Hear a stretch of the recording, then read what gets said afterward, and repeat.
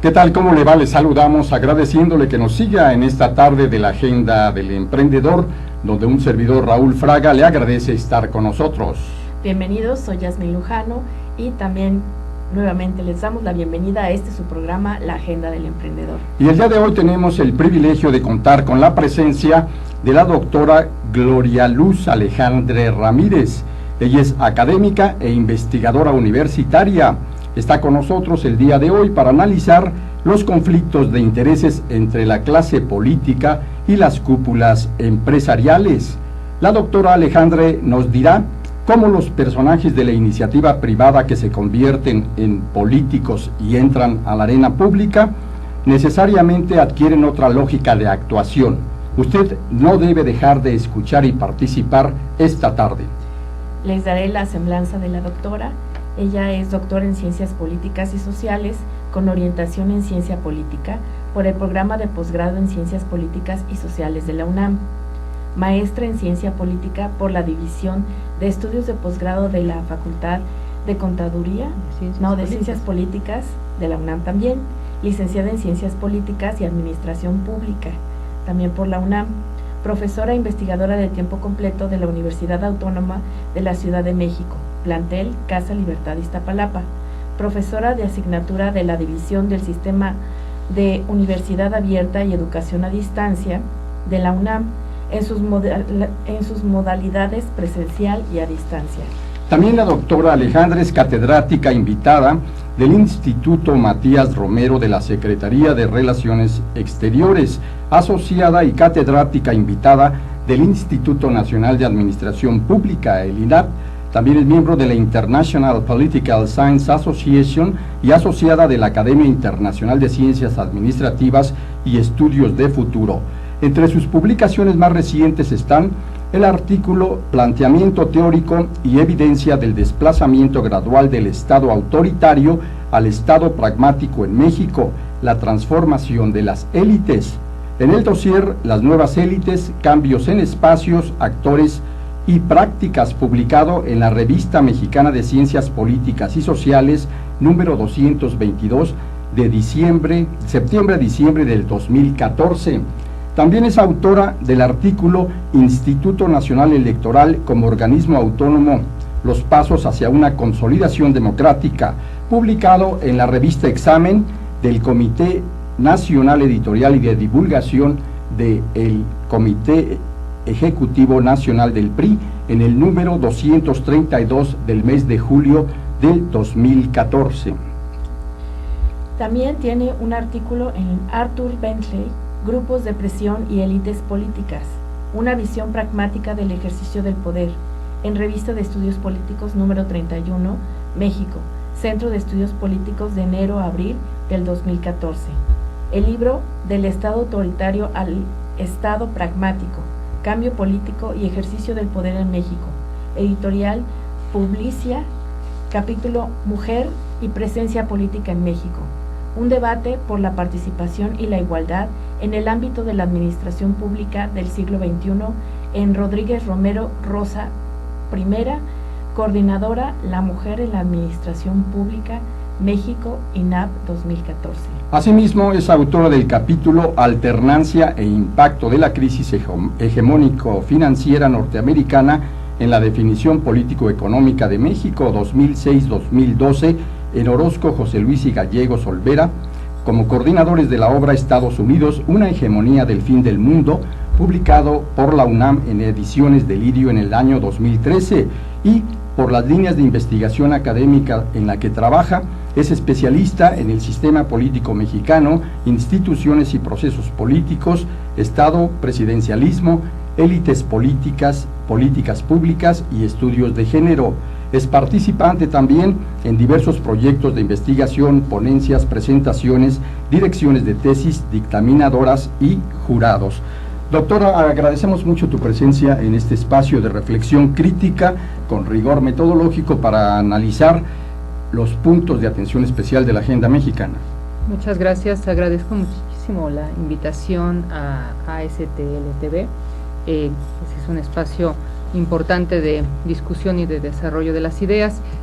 También agradezco muchísimo la presentación que hacen mi persona. Muchísimas Que vale gracias. decirlo, es apenas una breve semblanza de una trayectoria profesional sumamente importante y reconocida dentro y fuera del país, y nos da mucho gusto tenerla aquí en esta semana tan especial en que, como usted sabe, nuestro programa y nuestra estación de televisión por internet están llegando ya a su segundo aniversario. Doctora, entrando en materia, el día 3 de febrero, hace menos de una semana, el presidente Enrique Peña Nieto se vio obligado a convocar a una conferencia de prensa donde dio a conocer algunas acciones especiales, les llamó él, sobre este espacio de alto cuestionamiento de un proceso acumulativo en donde se ha venido diciendo o preguntando y hasta cuestionando qué es lo que está sucediendo con los asuntos de la transparencia, de la rendición de cuentas y de la actuación ética en el servicio público. ¿Cómo es que el diagnóstico hoy en México 2015 se presenta respecto al llamado conflicto de intereses, doctora? Muchas gracias, Raúl. Bien, el conflicto de intereses parte de una situación individual, yo así la veo, de una situación individual, es decir, cómo quienes ejercen los cargos públicos finalmente entran en un punto de interés, o sea, aquí el término de interés tiene una acepción francamente individualista, es decir, cuál es mi interés con relación a la propuesta que me hace un otro, claro, para caer en un acto de cierta irregularidad. Muy bien. ¿No? Ahora, este punto asociado al interés no lo podemos desprender evidentemente del asunto personal, o sea, cada individuo entra en una relación de interés en función de sus propios intereses, ¿no? Eso es. Aquí el punto está estrechamente también ligado a la situación de carácter social, es decir, quienes ocupan los cargos públicos finalmente tienen una responsabilidad no solo política, tienen una responsabilidad social como quienes están al frente de un Por ejercicio supuesto. de poder y un ejercicio del cargo que se les encomienda en función y con relación a quienes somos los electores. Pero hay un punto sustancial, es decir, tenemos al actor político, pero también tenemos las necesidades propias del actor político en función de sus relaciones con otros actores políticos y con otros actores que también son de carácter económico o quienes son de carácter social. Aquí necesitamos hacer un quiebre y un quiebre medular, y quizá me escucho un poco en el entorno de lo teórico, de los planteamientos de naturaleza metodológica, pero si nosotros hacemos un recordatorio básico de lo que Max Weber nos remite en El político y el científico, claro, en la política como vocación, pues tenemos a la ética de la convicción y a la ética de la responsabilidad. Cierto. Y yo creo que en buena medida quienes ocupan los cargos públicos pues se ven enfrentados a asumir una o la otra. Parecieran de repente similares, pero tienen sus distinciones. Y yo veo que en este momento, en esta decisión que se toma hacia el día 3 de febrero, hay una ética de la responsabilidad finalmente. Bien. Es decir, cómo asumimos finalmente un conflicto de intereses donde se coloca no solo a la figura del presidente de la República, sino al resto de quienes ocupan los cargos públicos con relación a una responsabilidad ética. Cierto. Y aquí sin duda el punto de la ética ya va cobrando otro nivel. Es decir, el ejercicio del poder también está ligado a una ética pública, ¿no? Y quienes ocupan el cargo, claro, así es, necesitan asumir esa condición de ética pública. Bien, ahora hay otro punto ligado a todo ello. Quienes van ocupando los cargos públicos no solamente vienen del orden de lo político, sí, ¿no? Empezamos a ver también insertos a personajes que se vinculan al orden de lo político, pero que también vienen de un interés de carácter económico. Es decir, aquí va a ser muy importante tener presente en qué momento los políticos, tal cual, dejaron de ser políticos, y en qué momento también quienes vienen con un interés privado de carácter empresarial se insertan en el ámbito de lo público o de lo político. claro. Y aquí, ligado a lo que usted mencionaba, Raúl, de los estudios que se han realizado y en particular de los que yo he hecho, pues yo encuentro un desplazamiento de carácter gradual entre aquellos políticos que insertos desde, vamos a recordar, desde los años 20 y propiamente hacia el 29, 30, que construyen toda una trayectoria de carácter político, claro, asumiendo una ética en ese sentido, pues llega un punto de quiebre donde se empiezan a desplazar esas cúpulas de orden político y empiezan a asumir el cargo, las cúpulas de carácter empresarial. Claro, incluso esto nos permite recordar la obra de Emilio Portes Gil, ya como expresidente de la República, que se llama Autobiografía de la Revolución Mexicana. Es un libro en donde penetra a los espacios de la actuación pública gubernamental y donde él ni más ni menos da cuenta de algunos espacios donde la corrupción, la impunidad, el tráfico de influencias es moneda corriente, moneda de cambio de las transacciones entre políticos y cúpulas empresariales de la época, doctora. De acuerdo, pero fíjese que aquí hay un punto donde la cúpula política conoce su papel, está puesta en el ámbito de lo político, está puesta en el ámbito de lo público. Incluso hay cierta limitante con relación al empresario, o sea, con relación a la cúpula empresarial. El problema un poco aquí empieza a transformarse cuando la cúpula empresarial empieza a estar inserta en los espacios de toma de decisión política. ¿Qué es esto? En los espacios ligados a las cámaras, o sea, la Cámara de Diputados, la Cámara de Senadores, las gobernaturas, las diputaciones locales, incluso las presidencias municipales, ¿no? O sea, la figura del empresario va cobrando cierto sentido de toma de poder con relación a la toma de decisiones de carácter público. Es decir, cuando quien llega al espacio político no solamente llega con un interés de ese carácter, con una posible y muy probable ética de la responsabilidad, y más bien llega con una ética de la convicción asociado a un posible interés particular. Bueno, se da más cuando llega Cloutier precisamente al escenario político, o ya se venía dando, pero se hace el cambio, ¿no? Con Cloutier, o desde qué momento. Bien, aquí sin duda nosotros necesitamos tener presentes los quiebres de carácter también histórico con relación al Estado mexicano. O sea, esa parte no la podemos dejar de lado, porque necesitamos darle digamos un sustento de carácter histórico en qué es lo que le está pasando al Estado mexicano en el momento en que deja ciertos quehaceres ligados a su actuar así puesto como Estado benefactor o Estado interventor, y hay un quiebre. ¿Para qué? Para que el Estado deje una serie de actividades de carácter público y la ceda al orden empresarial, ¿no? Entonces ahí hay una presencia ya cada vez con mayor interés de los empresarios puestos en ciertas actividades notables, ¿no? Notables dentro de su espacio empresarial. La cuestión es cuando el espacio empresarial está ya inserto en esta condición del espacio político. ¿Y a qué nos referimos con ello? Empieza a haber un cambio medular en las élites, unas en las que asumen el orden estatal con el gobierno del presidente Miguel de la Madrid, ¿no? Que ya hay una presencia de economistas más notoria, ¿no? Y están replegándose los políticos, ¿no? Y no se replegan porque se quieran ir, sino porque las mismas condiciones del cambio en el orden estatal las empiezan a dar.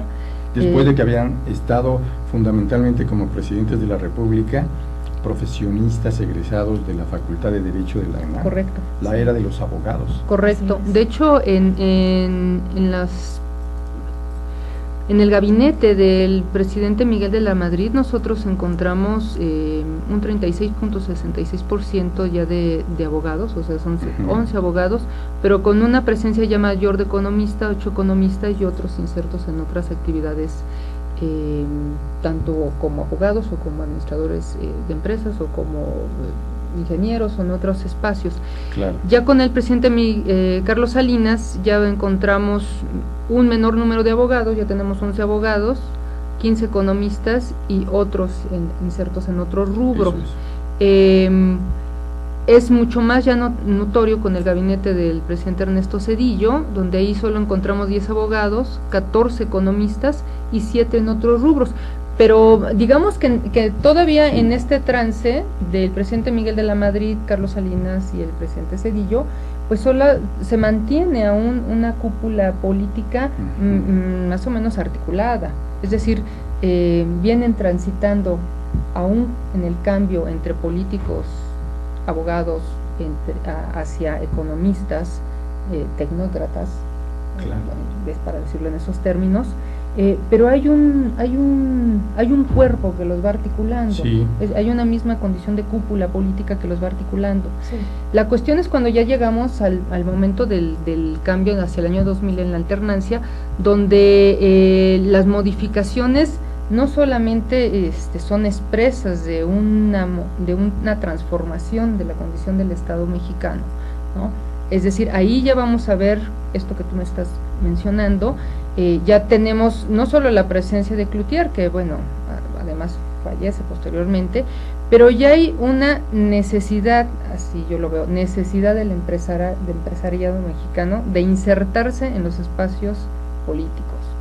Y bueno, tenemos el primer vivo ejemplo de no solo de Cloutier, del mismo Vicente Fox. Así Por es. supuesto, y antes de entrar en el caso o en el periodo de Vicente Fox, que es muy interesante, habríamos de recordar que Manuel de Jesús Cloutier del Rincón, conocido como Maquillo, fue un muy destacado y próspero empresario que debutó primero en el espacio local sinaloense de la política y que después tuvo afanes y la posibilidad de llegar a los contextos nacionales cuando gana la candidatura para ser justamente el abanderado del PAN a la presidencia de la República. Esto se da el día 22 de noviembre de 1987, cuando gana Cloutier, y vendrá a hacer una tarea muy interesante en esa contienda clave por la presidencia que fue la de 1988.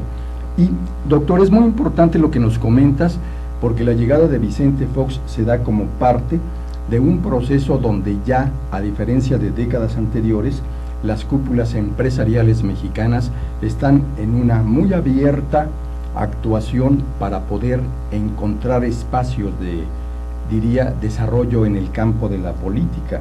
¿Cómo se da este proceso, doctora, y qué impacto tiene en el tema central del conflicto de intereses que hoy analizas? Muy bien. Bien, esto es un tránsito que también va ligado a cambios en el orden de lo político, es decir, necesitamos sí. una condición de apertura de carácter democrático, que eso también claro. dio pauta a cambios en los espacios locales, me refiero a presidencias municipales y en gobernatura de los estados. Nosotros Cierto. deberíamos de recordar que el primer panista en ocupar una gobernatura, cierto, en 1989. Fue con Rufo Appel, ya siendo presidente de la República. Exacto. Carlos Salinas, dando esa condición de liberalización política, no de una condición plena de condición de apertura democrática, claro, pero sí de una liberalización política que ya da pautas para que otros grupos y otros sectores de este carácter se inserten en los espacios. Evidentemente con Vicente Fox, que también buscó la candidatura y buscó llegar a la gobernatura de Guanajuato, y que finalmente pues no asume esa gobernatura, él ya viene respaldado, ya viene amparado por un grupo empresarial. Claro. De hecho, él se repliega un poco del espacio político, da ciertas pautas para después volver a tomar fuerza con un apoyo pues ligado a no solo con Marta Sagún, ¿no?, sino con el grupo empresarial ligado al grupo Coca-Cola. Exactamente, empresa o firma internacional donde había trabajado, y como bien dice la doctora Alejandre, Vicente Fox tuvo el anhelo de llegar a la gubernatura guanajuatense, y cuando por fin asume la silla estatal de gobierno de aquel estado, simplemente se desentiende y se dedica a buscar generar los apoyos, los consensos, los amarren que le puedan pavimentar su camino hacia la candidatura presidencial.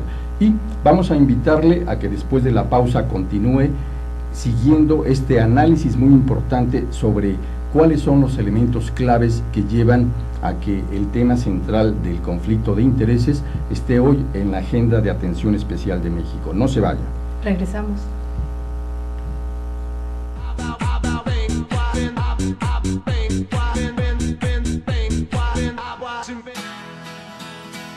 Crea tu propio negocio. Haz realidad tu proyecto. Comparte ideas para ganar dinero. Impulsa y entrena tu talento. Procura emprendimientos rentables y con futuro. Empieza hoy. Dayman, la receta del éxito. Dayman, por más de 7 décadas y con presencia en más de 9 países, se ha consolidado exitosamente como una empresa que desarrolla, fabrica y distribuye colorantes, saborizantes y productos alimenticios por excelencia. Nuestros productos abastecen a una amplia industria dedicada al manejo de alimentos micro, pequeña y de media a grande escala, ya que estos cumplen con altos estándares de calidad a nivel nacional e internacional y están elaborados para satisfacer las necesidades del mercado y gustos de nuestros consumidores. Nuestro principal objetivo es brindar un producto de calidad que nos permita mantener la lealtad de nuestros clientes y consumidores, excediendo sus expectativas de servicio. En Dayman desarrollamos la creatividad e impulsamos al máximo nuevos negocios. Dayman, proveedores de color y sabor por excelencia. Con Trujillo Betanzos y Asociados, tus proyectos están en buenas manos. Trujillo Betanzos y Asociados te ofrece servicios de fe pública en materia mercantil, asesoría legal, contable, fiscal y de negocios, litigio civil y mercantil, valuación y asesoría financiera y área académica. Porque nuestros clientes son nuestros mejores amigos.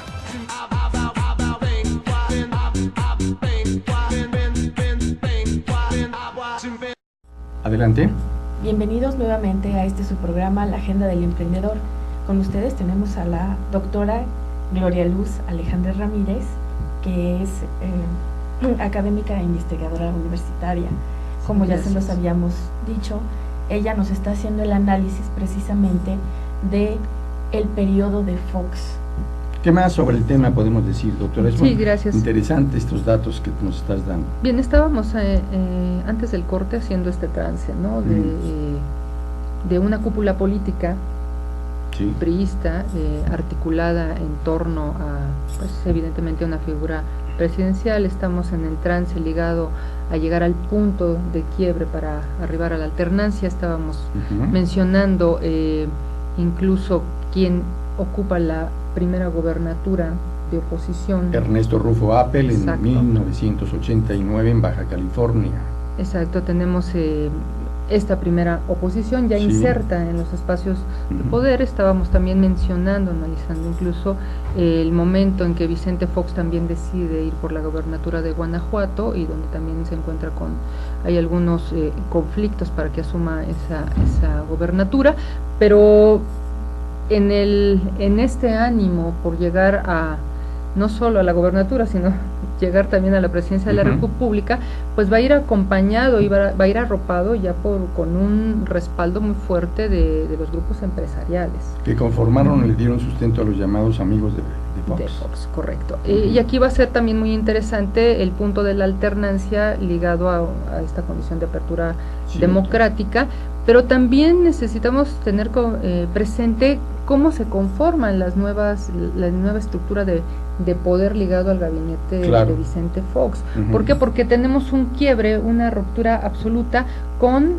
no solo con los gabinetes previos, sino con la clase política del México del siglo XX. Es la época, doctora, perdón la interrupción, cuando se echa mano de los llamados headhunters, los cazadores de talento que buscan supuestamente a los mejores en cada campo y que lamentablemente a final de cuentas sería meramente una tomadura de pelo para...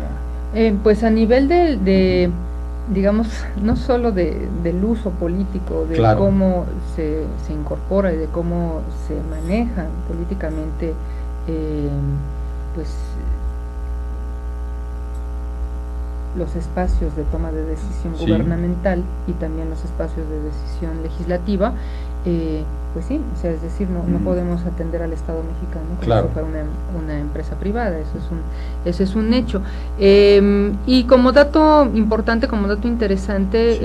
el gabinete foxista en su momento, pues se va a arropar en estricto sentido por egresados de escuelas y universidades privadas, incluso universidades en el extranjero, pero digamos que eso no pudiera favorecer incluso ciertas especialidades. El problema es que la visión de carácter político en estricto sentido, empieza a adquirir una visión más bien de carácter empresarial. Eso Es decir, ¿cómo manejamos al Estado mexicano si no sabemos manejar como tal, como el Estado mexicano? Cierto.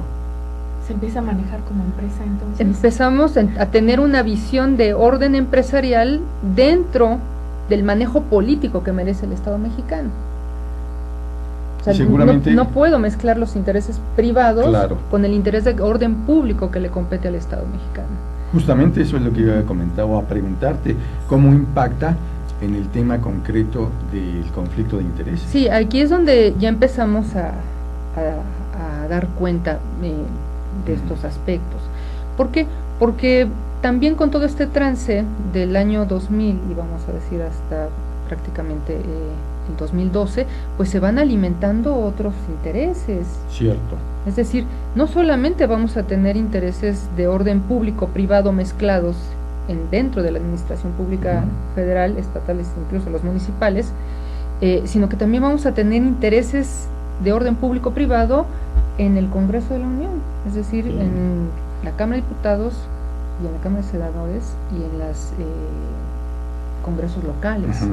Entonces eso se vuelve todavía mucho más grave y complejo para el manejo político del Estado mexicano. Es decir, llegar al punto de conflicto de intereses Sí. tiene que ver en buena medida en cómo el político que llega al cargo público no se desprende del interés privado que lo pudiera estar acompañando al momento de asumir el cargo político que se le está confiriendo Claro. como tal.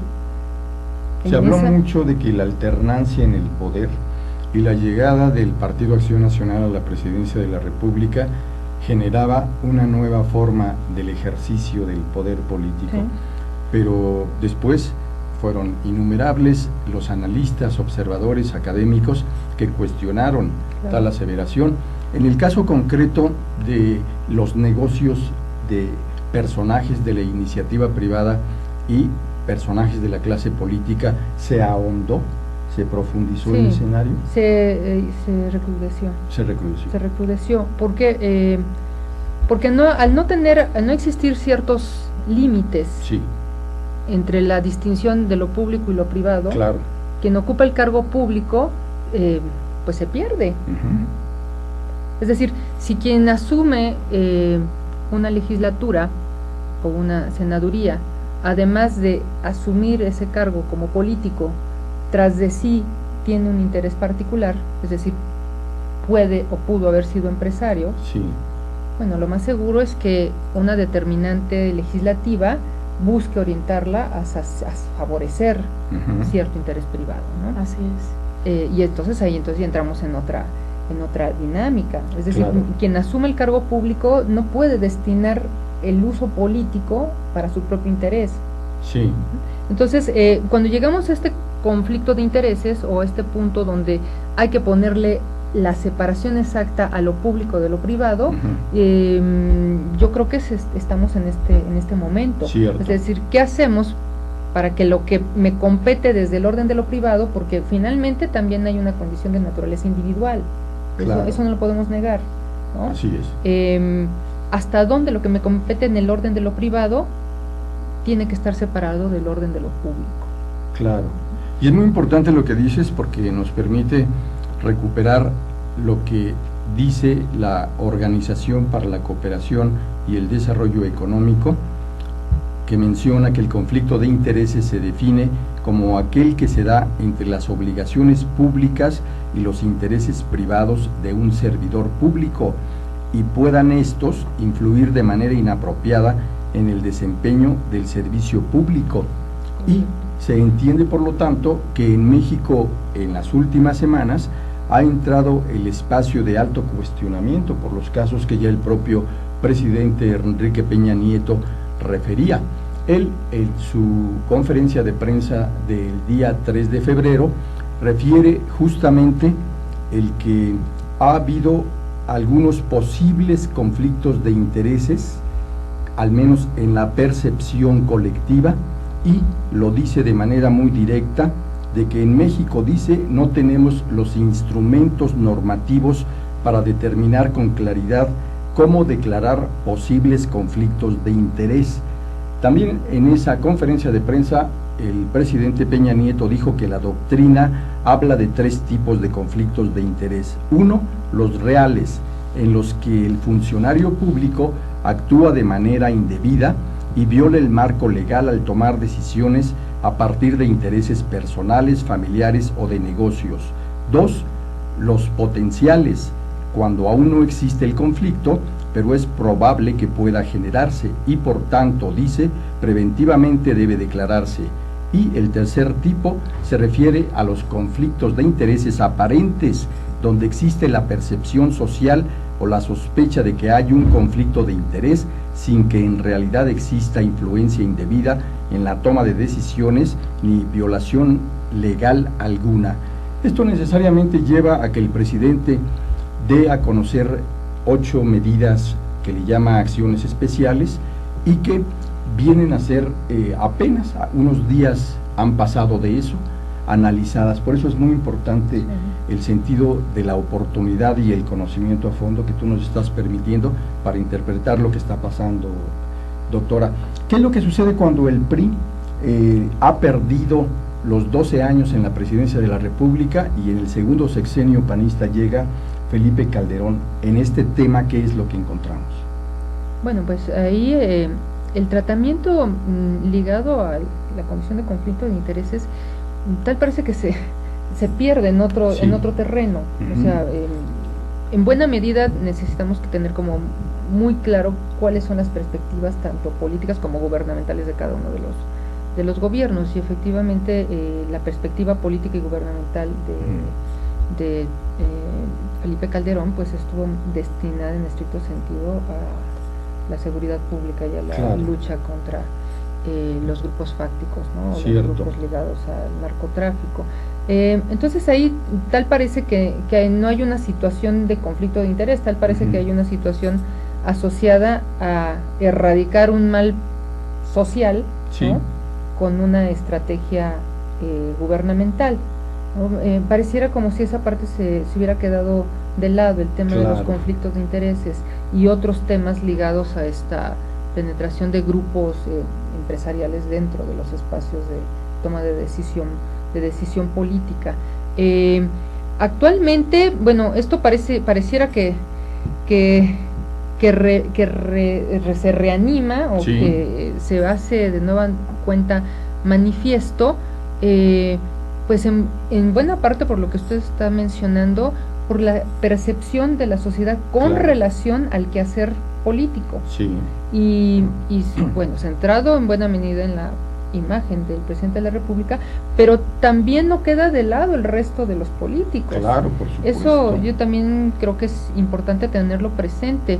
La sociedad mexicana está muy alerta, muy alerta, y eso es bueno. Yo creo que es no solo un despertar social, es una parte de un actuar social con relación a la vigilancia que se hace del político. Ya sea en el cargo dentro de la administración pública o dentro del cargo de naturaleza legislativa. Eso favorece a la propia sociedad mexicana. La cuestión aquí, como bien está expresado, es cómo separamos entre este conflicto de intereses, donde lo meramente privado, que también le compete al servidor público, porque también tiene tiene un espacio privado, Así es. ¿no? Debe ser limitado para que su actuar político no se vea afectado Ujú. o no se vea, voy a decirlo así, interactuado entre el Claro. orden de lo privado y el orden de lo público, Cierto. porque entonces todo el actuar privado pues va a parecer una condicionante de su actuar público, ¿no? Y Así es. la sociedad mexicana como tal, nosotros como ciudadanos como tal, pues estamos altamente vigilantes de ese actuar privado que impacta en el orden de lo público. Claro. Y es muy complicado para todo político, bueno, cómo actúo o cómo no actúo, ¿no?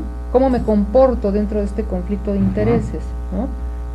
Es un poco la parte vigilante social donde pues se requieren los elementos de carácter normativo que lo disciernen, ¿no? ¿Para qué? Así Para es. que el sentido ético del político pues ocupe un valor predominante para la vista de la sociedad mexicana y para la vista de la ciudadanía, que Es yo creo que es importante. lo más importante, ¿no? Sin duda, y además sobre lo que tú mencionas, el tema sigue dando, y de qué manera, información. El fin de semana detona un escándalo más cuando el periódico The New York Times maneja el de que José Murat, el exgobernador de Oaxaca y muy cercano asesor del presidente Peña Nieto, sería dueño de inmuebles en una zona de De altísima Manhattan. plusvalía, Así es. ni más ni menos que en Nueva York, y que es un asunto que está en este momento en el debate. Pero también hay casos que han llenado planas y espacios de los medios digitales en los últimos meses, y que tiene que ver con los moches, con las dádivas, con los acuerdos bajo la mesa entre diputados federales, senadores, de todos los partidos. Así es, pues tal parece no solamente pareciera como un contagio, ¿no? Sí, Sino que lamentablemente venimos con una, voy a decirlo de esta Sí, manera, por supuesto. con una decadencia ética con relación es. al ejercicio del cargo público. Y el cargo público sin duda tiene un respeto, o sea, pero Claro. este respeto solamente se gana con una condición de carácter ético. Por eso yo mencionaba un poco al principio, recordando Ujú. al mismo Max Weber, ¿no? El Claro. político tiene condiciones, ¿no? Mesura, ¿no? Ética, Claro, responsabilidad y prudencia. excelente. Entonces, Muy bien. Pues es que al parecer en este sexenio parece ser que se descararon. Eso es lo que la sociedad mexicana reclama, porque en el sexenio pasado sí hubo también el corporativismo, que lo vimos como por ejemplo en Plataforma México, que fue un negocio de Slim, que se Con Genaro corporativó García Luna. Ok. muchísimas cosas también de seguridad, carreteras, en fin, muchas cosas, pero no era tan descarado como actualmente se está viendo. Mira, fíjate, yo pensaría que más que ser un asunto de descaro o no, es más bien dentro de cómo lo está, o sea, porque finalmente ejecutarlo, o sea, llevarlo a la práctica, pues ya está poniendo en cuestionamiento el actuar ético de uno o del otro, ¿no? Así es. O sea, está ahí puesto. Creo que yo podría insistir, tenemos una sociedad mexicana muy alerta del Ujú. actuar de sus políticos, de todos los partidos, no solamente de quien ocupa actualmente el Claro. gobierno, no es exclusivamente del Ujú. presidente de la República, es un estar alerta del actuar de todos sus políticos, ¿no? Porque pudiéramos pensar, bueno, el que no se vea que lo hace o no lo hace un político, lo pudiéramos calificar como positivo su actuar. La sociedad mexicana Sí. es muy sensible y está alerta a cómo se está comportando uno u otro político, independientemente del partido al que pertenezca. Claro. Y el punto aquí importante, que me parece que es muy rescatable del anuncio que hace el presidente de la República el día 3, es poner estos límites de carácter Ujú. normativo, donde el actuar del político en su condición de privado pues le permita un actuar digamos normado desde el ámbito de lo público, Sí, pero que en su espacio privado pues pueda ejercerlo, ¿no? Muy bien.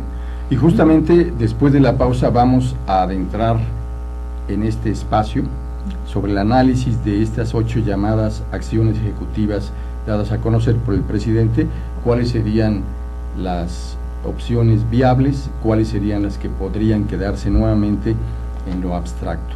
Le invitamos a que continúe con nosotros después de la pausa. Regresamos.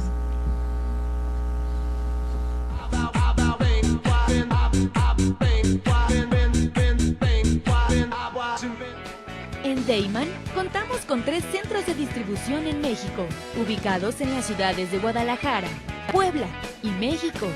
Distribuimos al interior de los Estados Unidos por medio de un centro de distribución ubicado en la ciudad de El Paso, Texas. Atendemos Centro y Sudamérica con apoyo de nuestro centro de distribución en Lima, Perú.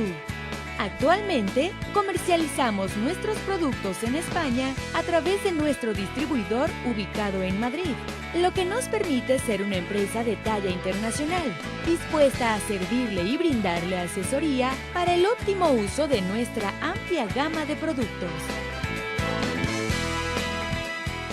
Cabe destacar que todos los productos elaborados en Deiman se fabrican con ingredientes aprobados por la Secretaría de Salud en México y FDA en Estados Unidos. Contamos con capacidades operativas, certificados kosher, programas de buenas prácticas de manufactura, controles de saneamiento, sistema de atención a quejas y reclamaciones, seguridad industrial, auditorías internas y un programa de trazabilidad y recuperación de producto. Deiman, proveedores de color y sabor por excelencia. Ruiz Robles, corredores públicos y peritos traductores. Trabajamos para darles seguridad, confianza y un servicio profesional en sus asuntos relacionados a fe pública, valuación, arbitraje comercial, asesoría jurídica y traducciones. Para nosotros lo más importante es su satisfacción, brindándole además la asesoría jurídica necesaria en su negocio, con un equipo de profesionales capacitados para prevenir y resolver situaciones de riesgo en su empresa. Le aseguramos una asistencia profesional personalizada y humana a quien consideramos más importante, el cliente, porque las oportunidades pequeñas son el principio de las grandes empresas.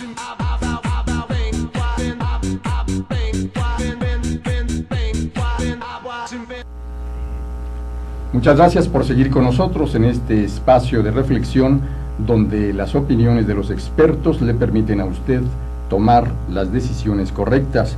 Y justamente el día 3 de febrero el presidente de la República dio a conocer las 8 nuevas acciones ejecutivas en todo este gran y laberíntico tema del conflicto de intereses.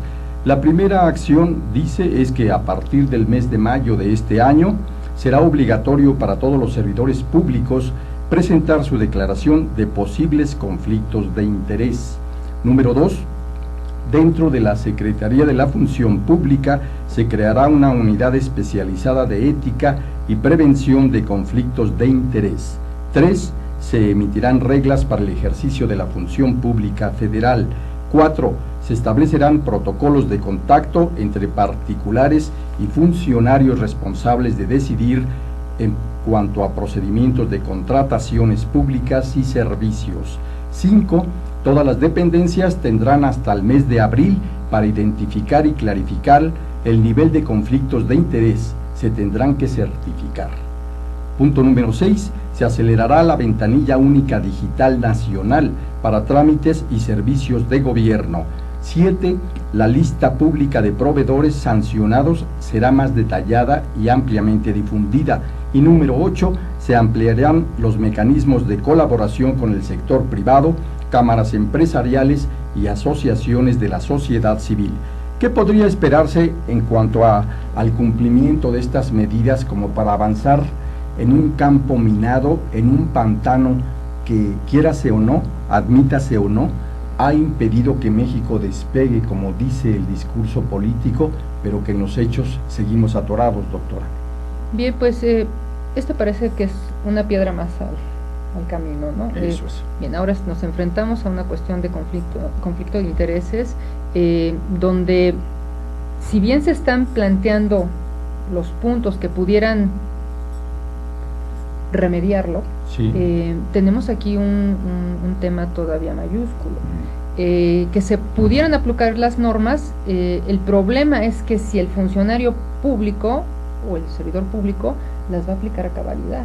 Claro. Porque bueno, ahí tenemos una ley de responsabilidades de servidores públicos que en estricto sentido tendría que haber resuelto estos puntos, Sí. ¿no? Es más, no los tendría que haber permitido, ¿no? Pero parece letra muerta. Y parece... No, además parece- es muy muy exacta, porque la ley te habla de cómo se debe de aplicar y hasta cuándo y en qué tiempos. Por ejemplo, cuando eres servidor público tienen hasta un año para investigarte. Entonces, en el caso, por ejemplo, de Videgaray, fue servidor público, tiene un año todavía de que se le puede investigar y volvió a ser, o sea, él creo que nada más fue 6 meses, dejó de ser servidor público y volvió a ser servidor público.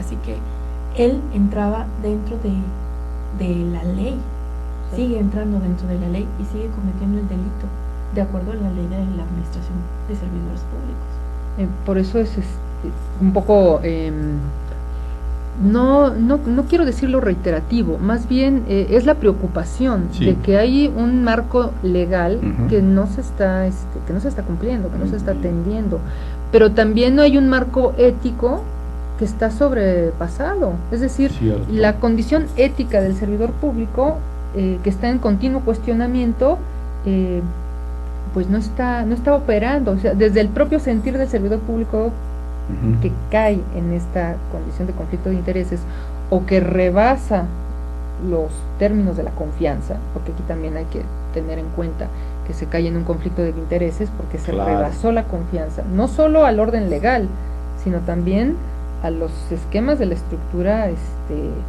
dentro de la administración pública federal, estatal o municipal. Cierto, O doctora. sea, se rompen los esquemas de la confianza, se abusa de ella, se rompen los esquemas éticos y entonces estamos en un círculo vicioso, porque las leyes están, Ujú. pero no se atienden, no están Ese es atendidas.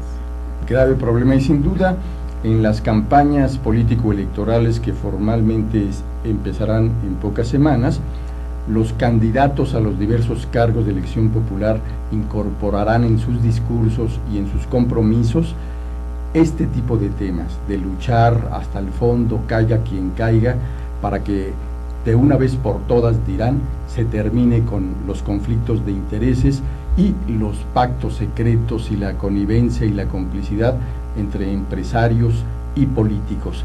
Pero eso es meramente el discurso y compromiso, promesa de campaña. En los hechos ya vemos que no resulta.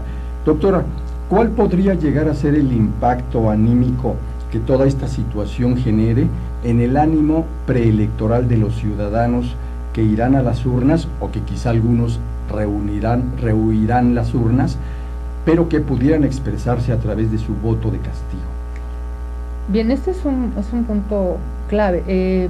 La situación con la ciudadanía, con la sociedad mexicana, es que no solamente es el asunto del conflicto de intereses, Sí. o sea, son asuntos que vienen acumulándose y son asuntos muy serios con relación a la confianza que se le pudiera brindar con el voto a un candidato, independientemente del partido político Claro. al cual responda. Aquí los candidatos sin duda van a tener que luchar, valga la expresión, que luchar con la desconfianza de los Así ciudadanos. es. Ujú. Es decir, cómo te ofrezco y cómo convenzo tu confianza de que realmente soy un candidato que cumplo con todas las Ujú. características, tanto políticas, éticas y públicas, para Cierto. ejercer el cargo. En este sentir, la ciudadanía podría, y esta es una de las opciones, abstenerse completamente, porque entregamos finalmente un voto, o entregamos finalmente la condición del poder para que el candidato Sí. asuma el cargo, o bien pudiera ser que los candidatos independientes cobren cierta fuerza, Muy bien. podrían cobrar cierta fuerza pasando por esta situación de que son candidatos más cercanos a la ciudadanía, Claro. o que pudiera ser candidatos que con esta experiencia de desconfianza al político ¿no? O al empresario que se convierte en político, o a la liga de intereses entre políticos y empresarios, pudiera ser más honesto en el entendido de la honestidad como tal, y decir, bien, está bien, yo soy empresario, pero quiero ser un candidato independiente y estas son mis cartas, ¿no? Cierto. Pudiera ser. Aunque O- los están cortando mucho, ¿no? pero Sí, las limitantes normativas son muy estrictas, ¿no? Por el número de firmas que deberían de reunir y por el recurso económico que deben de presentar, ¿no? así es. Sí, pusieron la vara muy alta para los candidatos independientes.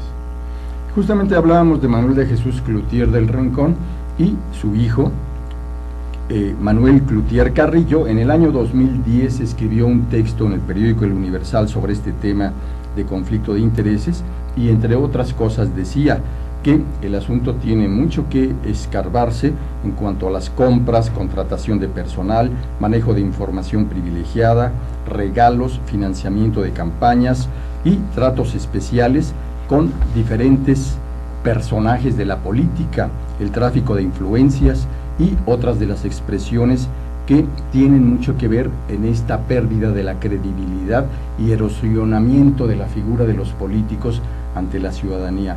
Doctora, y el hecho de que ahora se busque por parte del PRI, que ha regresado al poder presidencial, avanzar en lo que el presidente Peña Nieto le ha encomendado a Virgilio Andrade, que indague y dé su opinión como secretario de la Función Pública sobre la compra de las casas o la adquisición de las casas de Las Lomas, la casa de la señora Rivera, la esposa del presidente, sobre la casa de Malinalco, del secretario de Hacienda, y sobre la casa de Ixtapan de la Sal, del propio presidente de la República. ¿Qué habría que esperar de esto?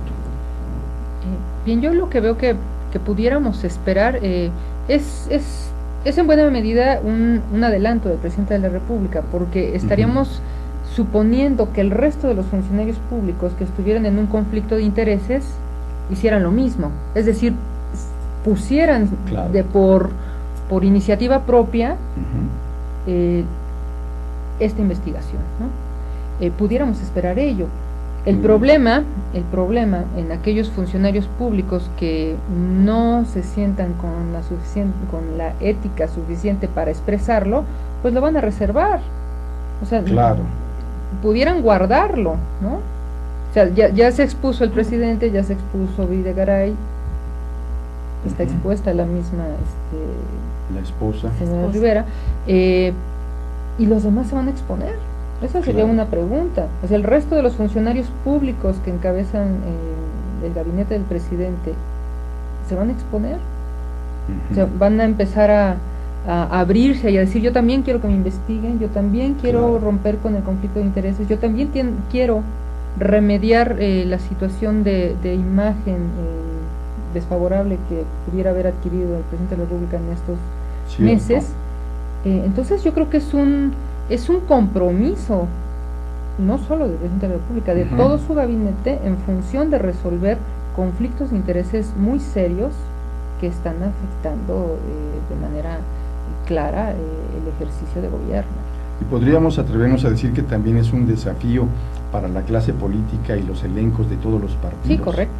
Sí, correcto, porque abrir esta brecha y decir, bueno, yo quiero que se resuelva una Claro. cuestión de conflicto de intereses, es que tanto ejecutivos locales como presidencias municipales, como diputaciones locales, diputaciones federales y senaduría, lo ponga en la misma balanza.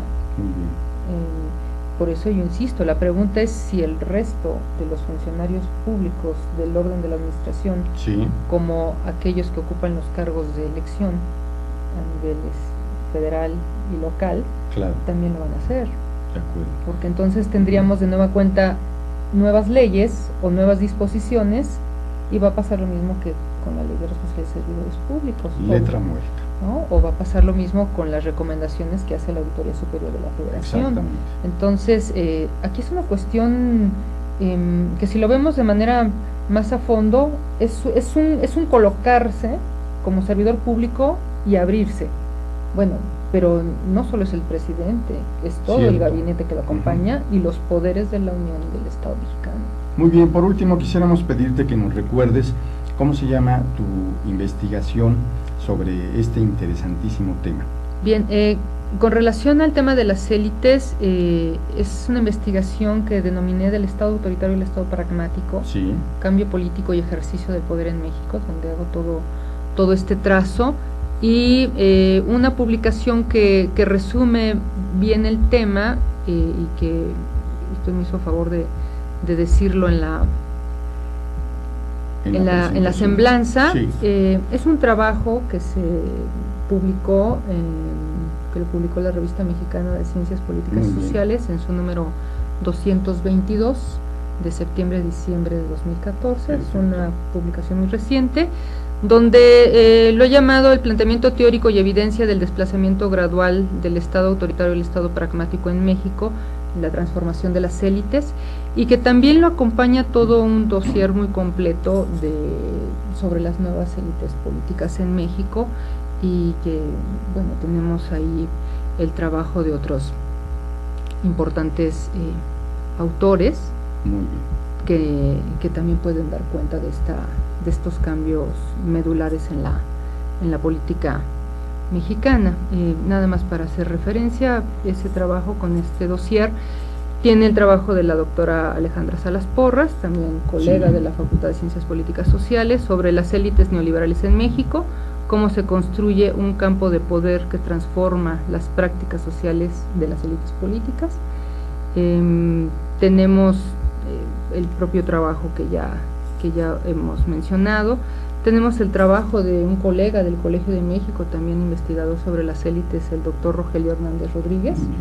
Él presenta un trabajo entre la racionalidad tecnocrática y la gobernabilidad, la importancia del consenso político en México, que también es un tema medular.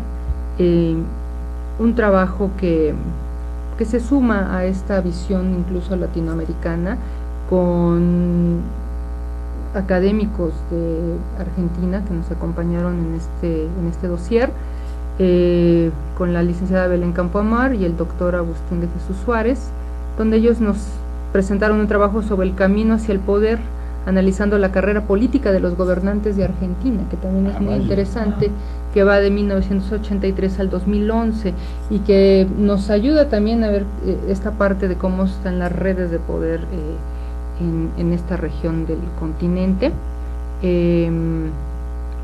Y un trabajo que también es muy interesante de un colega de la UAM Coajimalpa, del doctor Alejandro Vega Galindo. Sí.